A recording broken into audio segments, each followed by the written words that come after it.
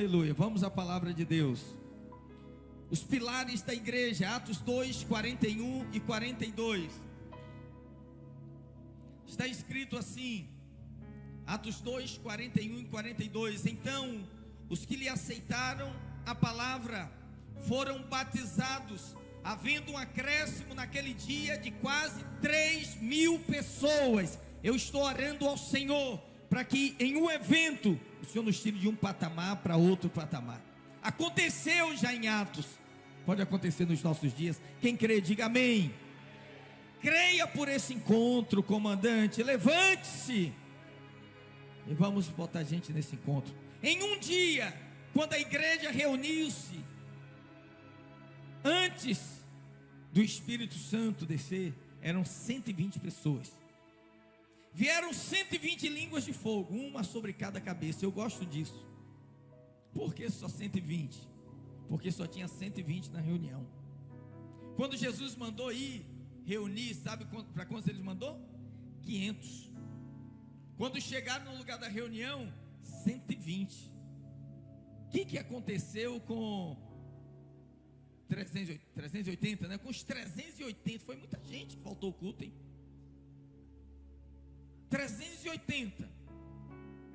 Eu falo, poxa, já tivemos uma reunião com Jesus, vamos ter reunião com Pedro agora? Ficaram em casa.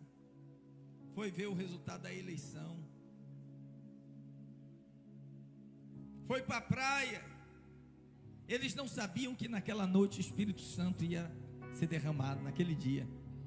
E o Espírito Santo foi derramado. 120. Podia dizer, 500, quando os outros vierem, recebe. Não, foi 120. Puxa vida, a inauguração da igreja. Dia da inauguração, irmão, faltou o culto.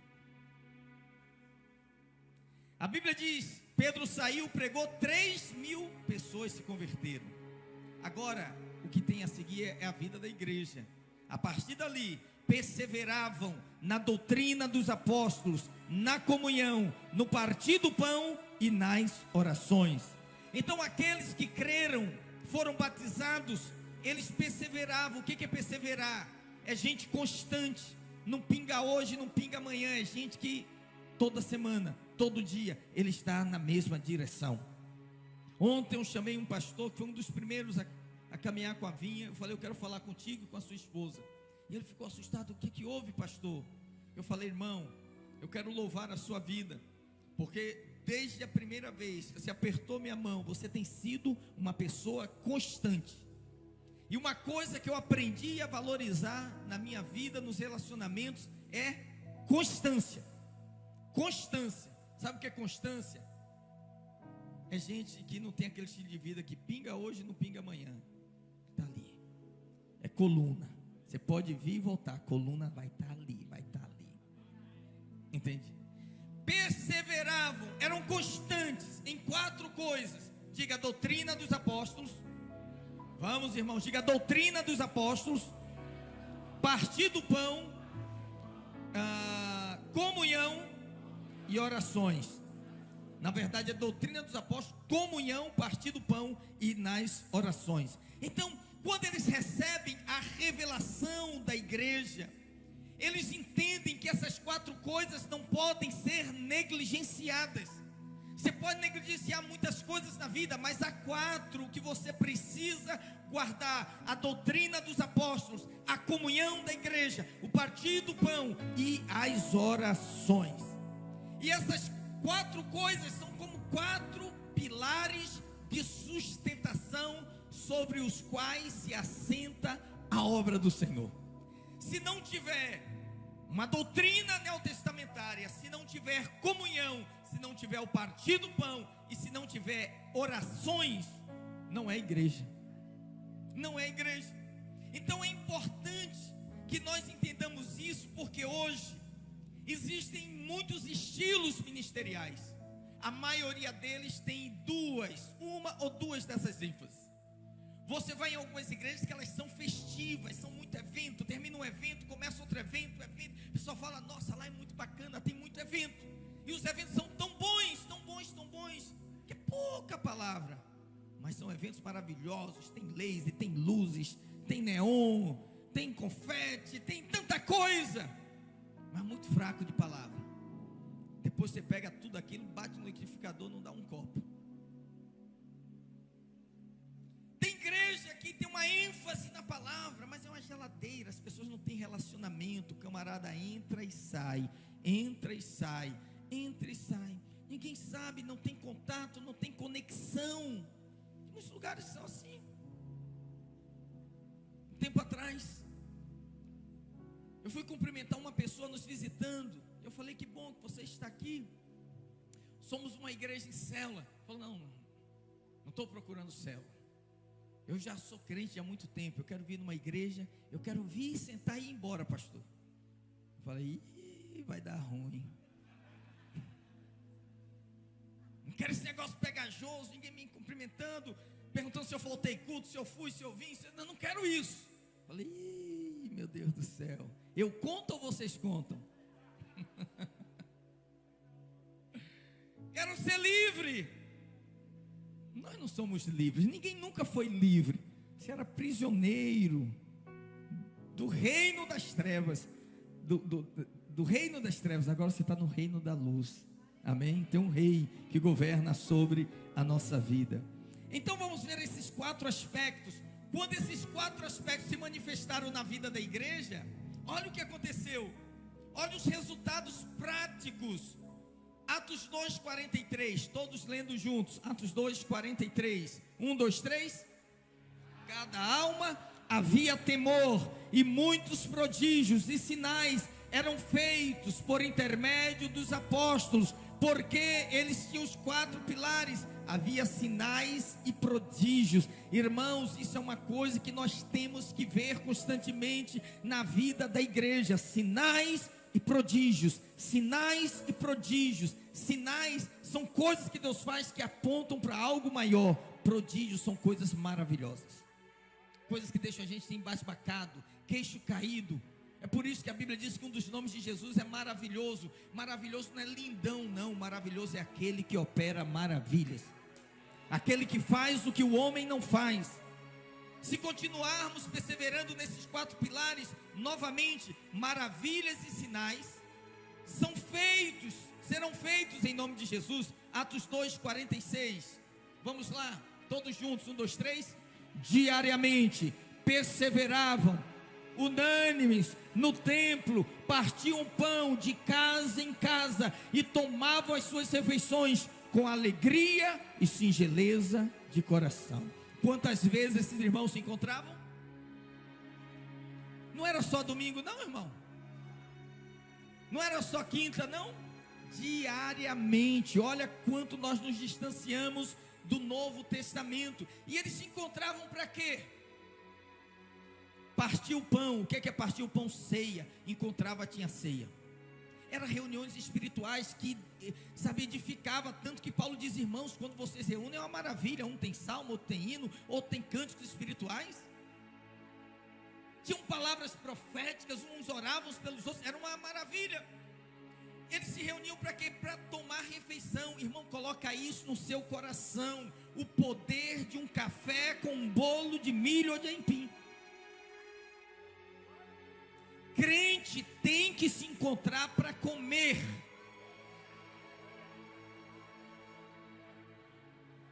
Crente da nova aliança se encontra para fazer refeições.